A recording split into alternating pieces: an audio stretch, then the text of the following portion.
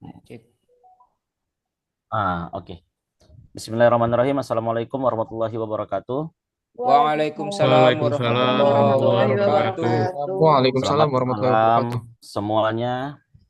Kami dari kelompok 3, gelombang 3, Angkatan 14, serta Latsar CPNS tahun 2025 yang dilaksanakan oleh Balai Diklat Keagamaan Kota Medan, ingin mempresentasikan materi agenda 1, yaitu analisis isu kontemporer.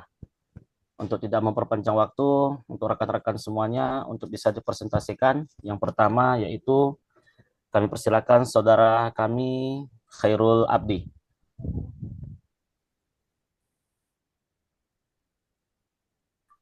Assalamualaikum warahmatullahi wabarakatuh. Rekan-rekan sekalian, hari ini kita akan membahas tentang pentingnya digital skill bagi ASN. Jadi dalam hal ini kita juga harus paham dan mengetahui sebenarnya latar belakang daripada kepentingan atau pentingnya digital skill ini bagi ASN. Yang pertama, transformasi pemerintah digital atau SPBE dan e-government. Artinya, pemerintah saat ini mendorong seluruh pihak agar dapat mendigitalisasi birokrasi melalui sistem pemerintahan yang berbasis elektronik demi meningkatkan efisiensi, transparansi, dan akuntabilitas pelayanan kita terhadap publik. Karena posisi kita saat ini adalah sebagai pelayan publik.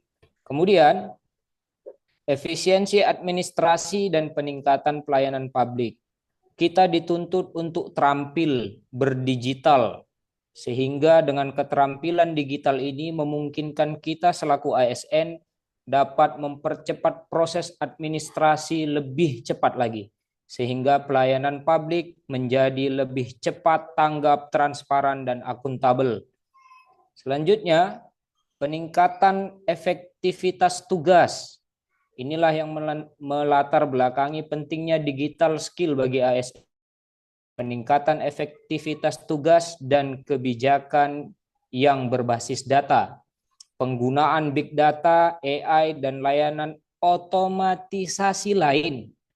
Hal ini dapat mendukung kita selaku ASN dalam pengambilan keputusan yang cepat, tepat, dan perencanaan yang berbasis bukti.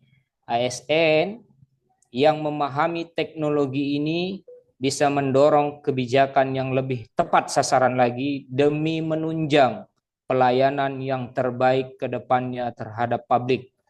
Itu mungkin dari saya, rekan-rekan. Terima kasih Bang Khairul Abdi untuk penjelasan pada presentasi yang pertama. Untuk slide yang kedua, kami persilakan kepada teman kami, saudara Bobby, untuk membacakan slide yang kedua.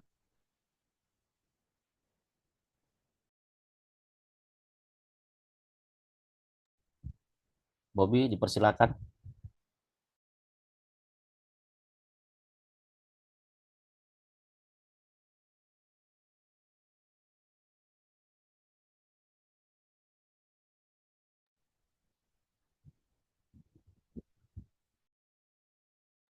Bobby masuk, Bobby.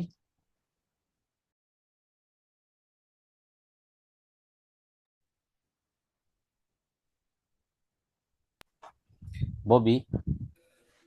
Baik,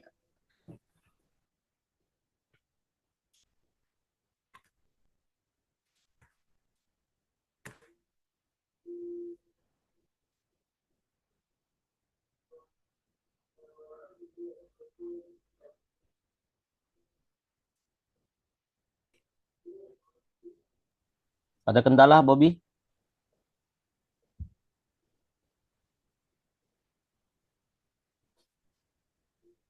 Bobby masuk.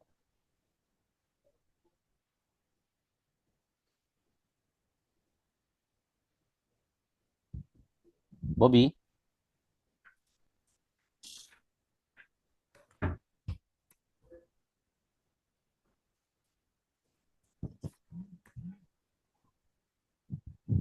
Bobby, ada masalah Bobby?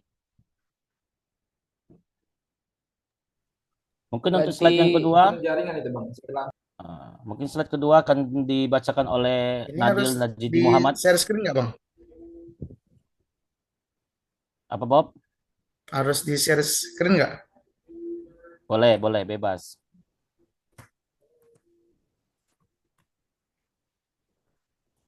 Atau lanjut Bobby aja bisa ya? bacakan?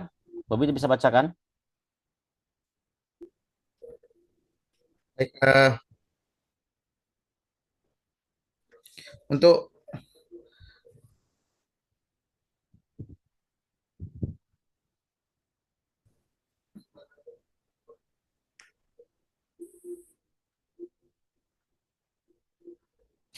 kebutuhan pengembangan kompetensi berkelanjutan, penggunaan big data atau AI dan layanan otomatisasi lain mendukung ASN dapat mengambil keputusan dan perencanaan berbasis bukti. ASN yang memahami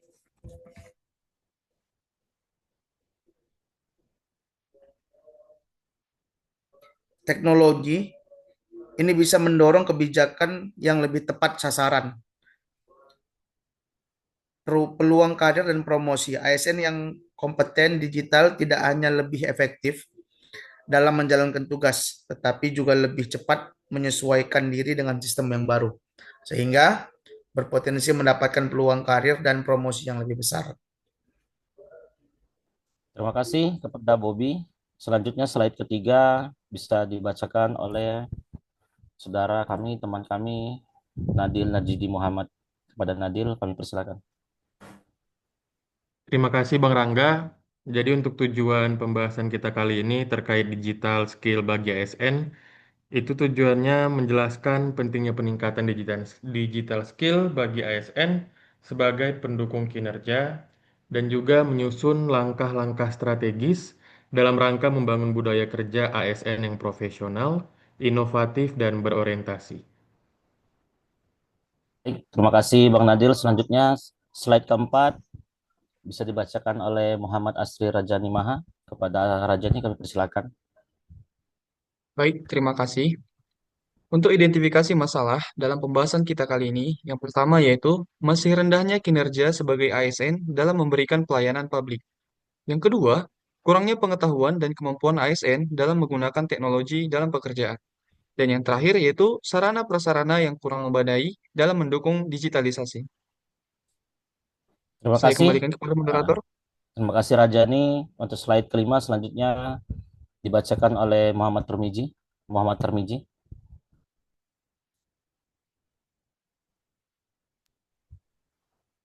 Silakan Muhammad Termiji. suaranya Dengar Termiji. kawan-kawan. Baik.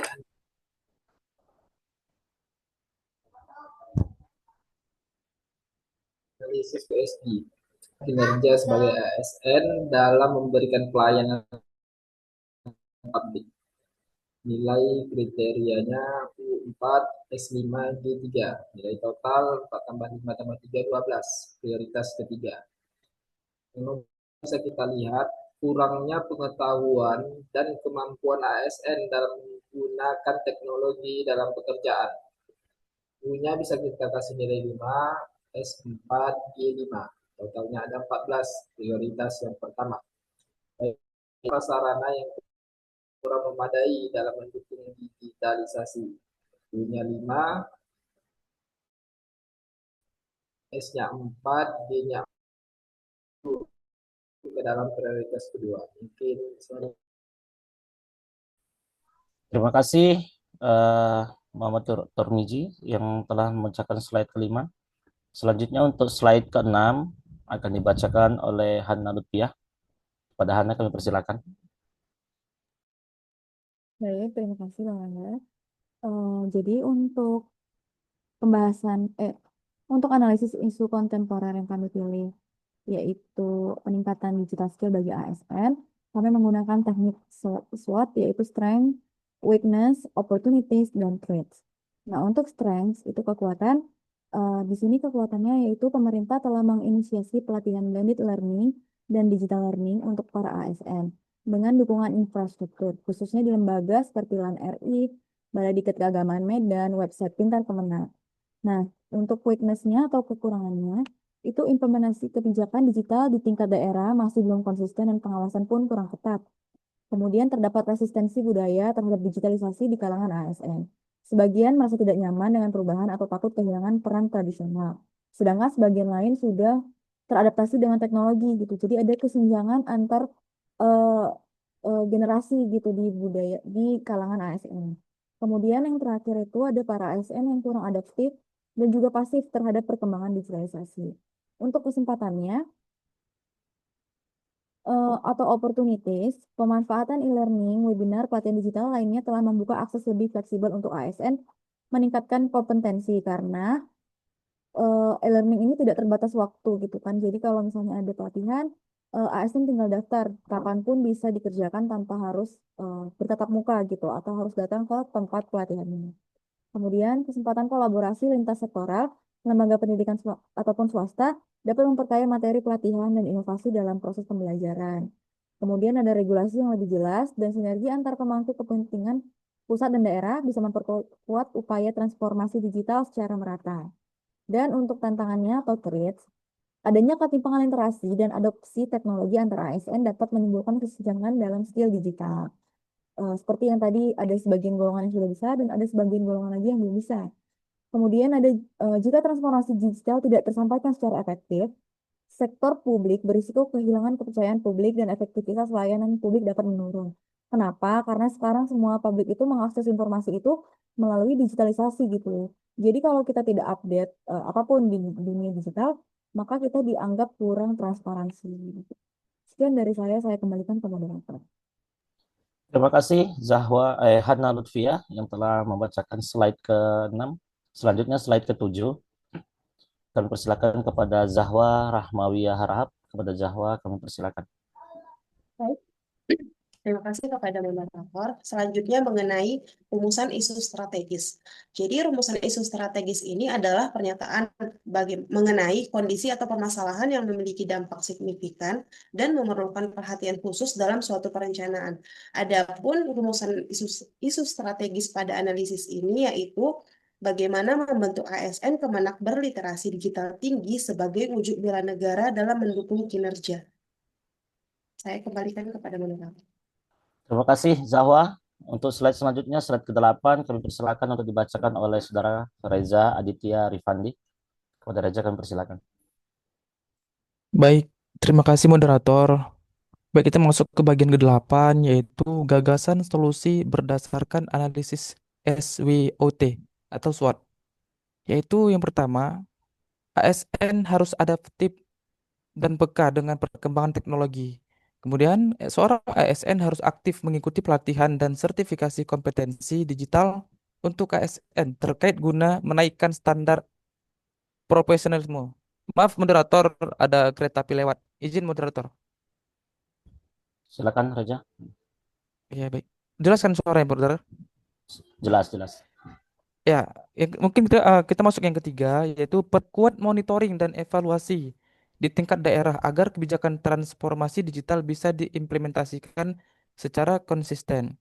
Yang terakhir, perluas dan intensifkan kolaborasi multi pihak untuk menambah ide dan juga inovasi dalam peningkatan pelayanan kepada masyarakat. Sekian moderator. Terima kasih kepada Saudara Reza. Untuk selanjutnya, slide ke-9 akan saya bacakan sendiri. Kesimpulan dari analisis isu kontemporer yang kita buat yaitu adalah peningkatan kemampuan digitalisasi bagi ASN dalam mendukung kinerja sebagai bentuk aksi nyata bela negara. Digitalisasi adalah kunci transformasi birokrasi ASN menuju pemerintahan yang lebih cepat, transparan, efisien, dan akuntabel.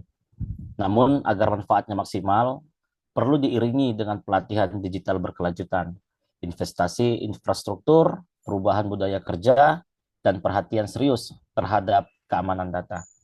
Mungkin bagi teman-teman semuanya, ini yang bisa dapat kita sampaikan, yang bisa dapat kita presentasikan untuk tugas kita di agenda 1, materi analisis isu kontemporer, kepada para moderator, kepada para coach untuk bisa menerima tugas dari kami Terima kasih kami sampaikan.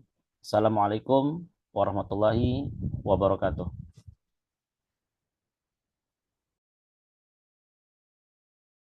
Waalaikumsalam warahmatullahi wabarakatuh.